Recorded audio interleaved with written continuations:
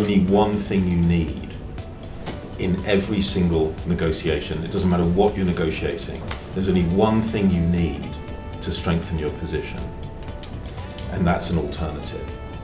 We do quite a nice amount of company creation, and company creation means really company creation from scratch, which means that we can spend 1 year or perhaps less, that's even more desirable, speaking with an academic group or academics group, that several academic groups in different institutions that are doing a common project.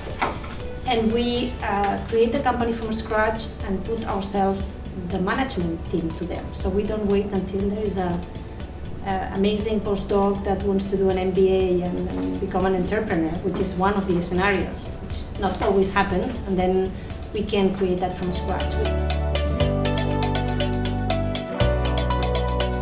If one guy has a different point of view and all others have, so you go by consensus. So I'm not sure whether they would agree or not. Let me put that as a caveat.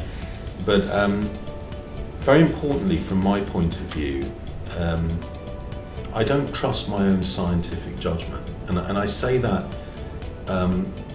thoughtfully, because I think as a CEO and as a serial entrepreneur in a space as complex as biotech, we really all have to acknowledge that this is a team sport. If you're a scientist, to step back and look at the big picture, because maybe you're obsessed on one direction and maybe that's not the direction you ought to go. And so in that meeting, right, when you have these 4 people and one of them has a crazy idea, I think you need to listen to the crazy idea. One skill you have on a personal level or on a company level that is not easy to be replicated. Transformational, that is inherently associated with a lot of risk. I think a key aspect is, as was already said, knowing the facts, data analysis, and minimizing, as far as possible, all controllable risk. One comment that we often get from companies who aren't maybe that familiar with venture capital is, as we go through our diligence and we're asking all the usual questions that you would expect, we might get a comment like, but you guys are venture capitalists, aren't you supposed to take risk? And yes, we take controllable risk based on data. We don't take reckless gamble type risk. Who are we going to discuss with, and who is going to help in making the best decision for the company? Not the decision we want, the best decision for the company. Who's going to add value there? Not blocking, not just going against things.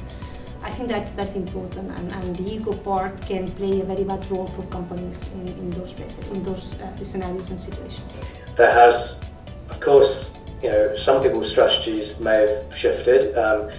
If your strategy was to scale a super exciting platform really, really fast with loads of money, an IPO on NASDAQ, I'm guessing your strategy would change. But that's not a strategy anyway. So the core remains the same. Of course, you have to think about the capital market environment when it comes to, exit routes for companies. VCs say a sentence that I know you hate us when we say that, but we always say that there's always money for good projects. So.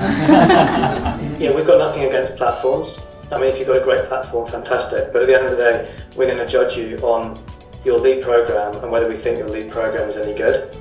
And that's how we invest.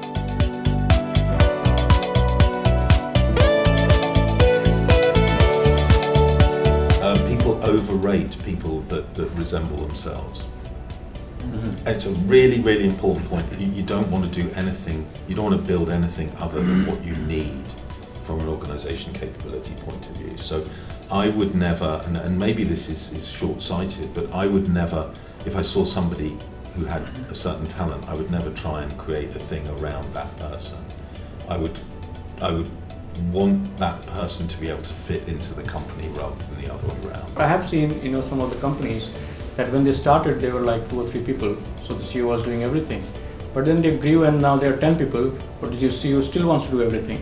No, I mean, it's tempting.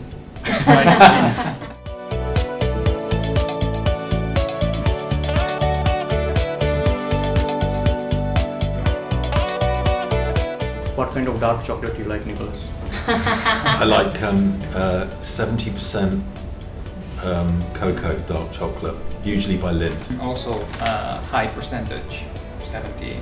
I don't particularly like dark chocolate. No. You know, I've lived outside the UK for a long time now, but I still like Cadbury Dairy Milk. So there we go. You? 85 at 85. least. Oh, At that's least. oh, purist. So,